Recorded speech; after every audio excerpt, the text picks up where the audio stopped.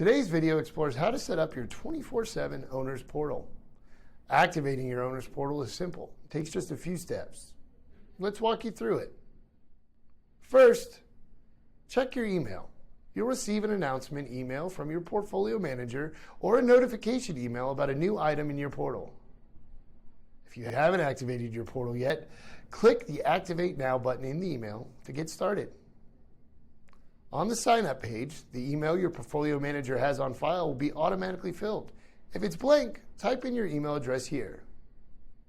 Next, check your inbox for an activation email. Open it and click Confirm My Email.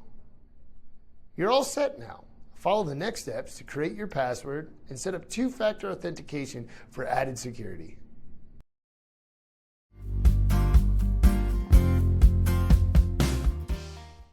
Need any help?